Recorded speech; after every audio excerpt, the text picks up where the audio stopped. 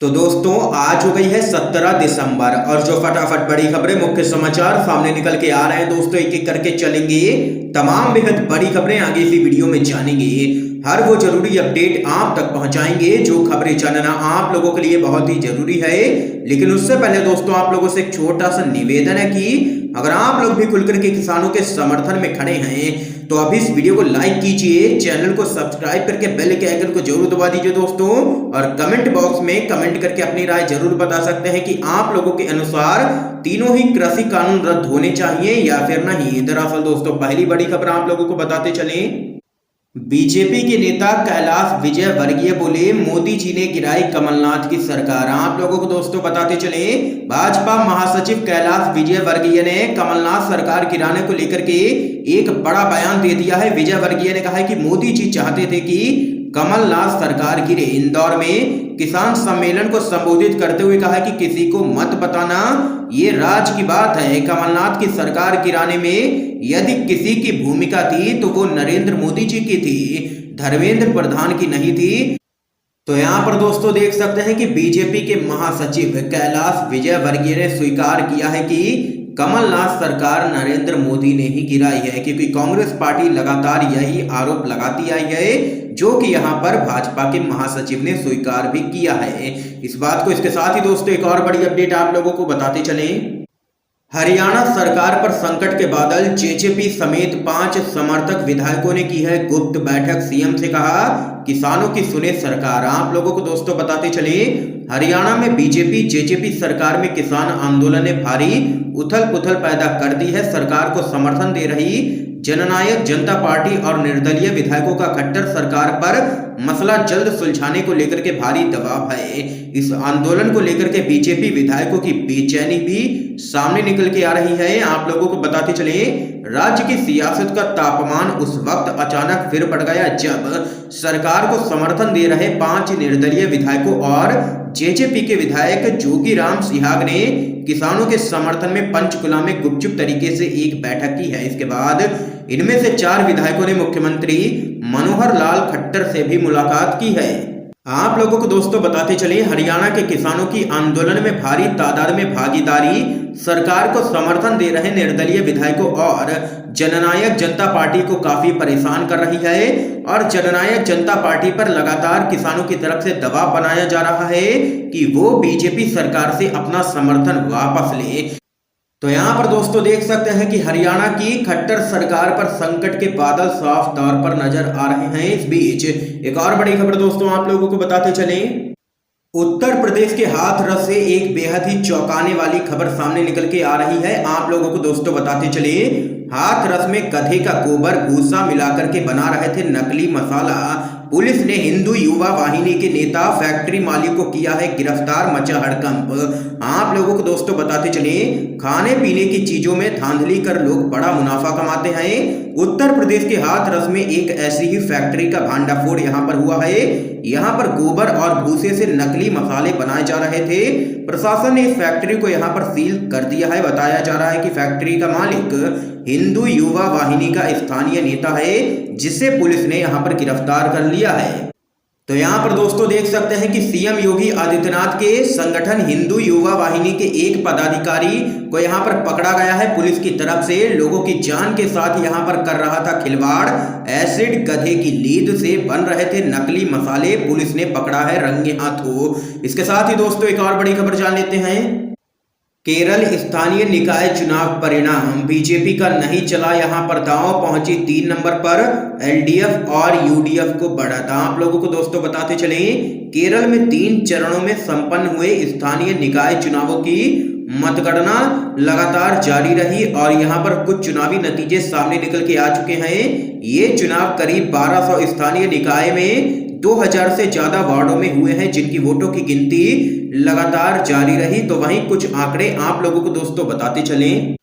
ग्राम पंचायत की 945 सीटों के आंकड़े जान लेते हैं दोस्तों। एलडीएफ के खाते में 402, यूडीएफ के खाते में 343, एनडीए 29, अन्य के खाते में 56। तो वहीं ब्लॉक पंचायत की 152 सीटों के जान लेते हैं आंकड़े। एलडीएफ के खाते में 93, यूडीएफ के खाते में 56, एनडीए के खाते में 2। जिला स्तरीय पंचायत की 14 सीटों के आंकड़े आप लोगों को बताते चले। एलडीएफ के खाते में 10, यूडीएफ के खाते में 4। नगर पालिका की 86 सीटों पर आंकड़े जान लेते हैं। एलडीएफ के खाते में 35, यूडीएफ के खाते में 45, एनडीए के खाते में 4, अन्य के खाते में 2 सीटें यहां पर गई हैं। तो वहीं निगम के 6 सीटों पर आंकड़े भी आ चुके हैं। एलडीएफ के खाते में 3, यूडीएफ के खाते में 3, यानी कि कुल मिलाकर के देखें तो केरल स्थानीय निकाय चुनाव में भाजपा या उसके गठबंधन को यहां पर लगा है तगड़ा झटका। इसके साथ ही दोस्तों एक और बड़ी अपडेट आप लोगों को बताते चले दोस्तों, किसान आंदोलन पर सुप्रीम कोर्ट ने कहा सभी किसान संगठनों की कमेटी बनाएं वरना जल्द ही यह राष्ट्रीय मुद्दा बन जाएगा। आप लोगों को बताते चले सुप्रीम कोर्ट में 3 कृषि कानूनों के खिलाफ दिल्ली की सीमाओं पर आंदोलन कर रहे किसानों को तुरंत हटाने के निर्देश देने वाली याचिका पर सुनवाई हुई है सुप्रीम कोर्ट में। इस दौरान सुप्रीम कोर्ट ने केंद्र की ओर से पेश हुए सॉलिसिटर जनरल तुषार मेहता से कहा है कि पूरे देश के किसान संगठनों के सदस्यों की एक कमेटी बनाएं वरना यह जल्द ही राष्ट्रीय मुद्दा बन जाएगा। सरकार के मार्फत यह सुलझता हुआ नहीं दिखाई दे रहा है, ये सुप्रीम कोर्ट ने यहां पर कड़ी टिप्पणी की है। इस बीच एक और बड़ी खबर जान लेते हैं दोस्तों, मुसलमानों के लिए खतरनाक बना भारत, अल्पसंख्यकों पर अंतरराष्ट्रीय रिपोर्ट में बड़ी टिप्पणी आप लोगों को दोस्तों बताते चले। South Asia state of minority report 2020 के मुताबिक जब से भारत में बीजेपी की नेतृत्व वाली सरकार ने नागरिकता कानून में संशोधन किया है तब से भारत मुस्लिम अल्पसंख्यकों के खिलाफ खतरनाक और हिंसक स्थान बन चुका है। वार्षिक तौर पर जारी की जाने वाली इस रिपोर्ट में दक्षिण एशिया में रह रहे अल्पसंख्यक नागरिकों की अभिव्यक्ति और निजी स्वतंत्रता का आकलन किया जाता है। अफगानिस्तान, बांग्लादेश, भूटान, नेपाल, पाकिस्तान और श्रीलंका को शामिल करते हुए ये बड़ी रिपोर्ट तैयार की गई है। रिपोर्ट में कहा गया है कि जहां पूरी दुनिया में नागरिक अधिकारों को खतरा है तो वहीं भारत में कुछ 1 सालों में हुए बदलाव खतरे की बड़ी घंटी बजाते हैं। रिपोर्ट में आगे कहा गया है कि मुसलमानों के लिए खतरनाक और हिंसक जगह हो गई है भारत। ये यहाँ पर दोस्तों देख सकते हैं कि अल्पसंख्यकों पर अंतरराष्ट्रीय रिपोर्ट में बड़ी टिप्पणी की गई है। इस खबर पे दोस्तों आप लोगों की क्या राय है जरूर बता सकते हैं कमेंट बॉक्स में। इस बीच एक और बड़ी जानकारी जान लेते हैं दोस्तों, रसोई गैस की कीमत में बढ़ोतरी पर कांग्रेस का मोदी सरकार पर अटैक, किसके अच्छे दिन हैं मोदी जी। आप लोगों को दोस्तों बताते चले कांग्रेस ने रसोई गैस की कीमत में बढ़ोतरी को लेकर के मोदी सरकार पर निशाना साधा है। प्रमुख विपक्षी पार्टी ने यह कहते हुए बढ़ी हुई कीमतों को तत्काल वापस लेने की मांग की है कि कोरोना महामारी और आर्थिक संकट के समय देश के आम लोगों को राहत मिले। कांग्रेस पार्टी ने कहा है कि जब अंतर्राष्ट्रीय बाजार में पेट्रोलियम उत्पादों के दाम में बहुत ज्यादा गिरावट आई तो फिर सरकार को मुनाफा कमाने के बजाय देश की जनता को इसका फायदा पहुंचाना चाहिए। आप लोगों को आगे बताते चले कांग्रेस के पूर्व अध्यक्ष राहुल गांधी ने एक खबर का हवाला देते हुए यहां पर ट्वीट किया है और कहा है कि अन्नदाता के साथ अन्नपूर्णा पर भी वार और कितना करोगे देश को लाचार। ये यहाँ पर राहुल गांधी ने मोदी सरकार को लिया है निशाने पर। तो वहीं कांग्रेस के मुख्य प्रवक्ता रणदीप सिंह सुरजेवाला ने ट्वीट किया है और पूछा है कि किसके अच्छे दिन है मोदी जी। देख सकते हैं कि मोदी सरकार चौतरफा घेरती हुई नजर आ रही है और बढ़ती हुई महंगाई पर भी यहाँ पर कांग्रेस ने घेरा है केंद्र की मोदी सरकार को। इस बीच एक और बड़ी जानकारी आप लोगों को दोस्तों बताते चले, कोरोना के बहाने शीतकालीन सत्र रद्द होने पर भड़के संजय राउत बोले चुनावी सभा के लिए कोरोना नहीं है और संसद सत्र के लिए कोरोना है। जी हां दोस्तों आप लोगों को बताते चले केंद्र सरकार के द्वारा इस बार शीतकालीन सत्र रद्द करने का ऐलान किया गया है जिसके पीछे भाजपा ने कोरोना वायरस को वजह बताया है।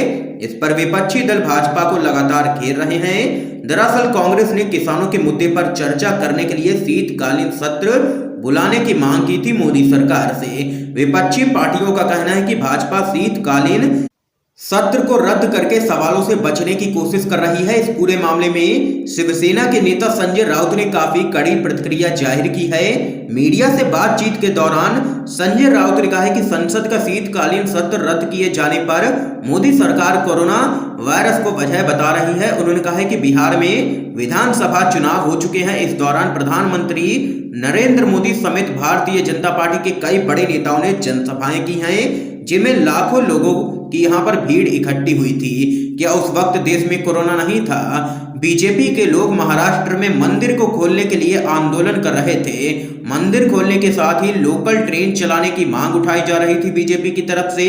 पश्चिम बंगाल विधानसभा चुनाव से पहले भाजपा के कई बड़े नेता जाकर के वहां पर बड़ी बड़ी रैलियां कर रहे हैं। क्या वहां पर कोरोना नहीं है?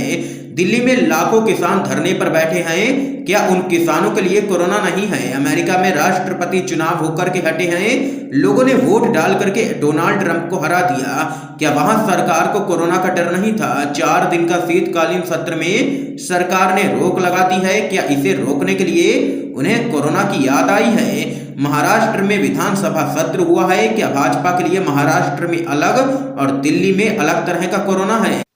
ये यहाँ पर संजय राउत ने शीतकालीन सत्र रद्द करने के मामले में मोदी सरकार को लिया है निशाने पर। इसके साथ ही दोस्तों आइए एक और बड़ी खबर जान लेते हैं। किसान आंदोलन के समर्थन में व्यापारियों की भूख हड़ताल, बोले 50 लाख व्यापारियों को नुकसान पहुंचाएगा यह कृषि कानून। आप लोगों को दोस्तों बताते चले, केंद्र की मोदी सरकार के तीनों ही कृषि कानूनों के खिलाफ राजधानी दिल्ली से सटे बॉर्डर पर किसानों का आंदोलन पिछले कई हफ्तों से लगातार जारी है। इसी बीच किसान आंदोलन के समर्थन में अब व्यापारी भी उतर आए हैं। बिहार की राजधानी पटना में इस कानून के विरोध में व्यवसायी 1 दिवसीय भूख हड़ताल पर बैठे, अनशन पर बैठे।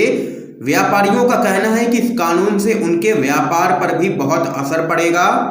ये यहाँ पर दोस्तों आज की तमाम बेहद बड़ी खबरें सामने निकल के आई हैं जो आप लोगों ने UNVDB पर जानी है। वीडियो पसंद आया हो तो इस वीडियो को लाइक कीजिए, ज्यादा से ज्यादा शेयर कीजिएगा ताकि आप सभी के दोस्त भी इन खबरों को जान सकें। वीडियो देखने के लिए दोस्तों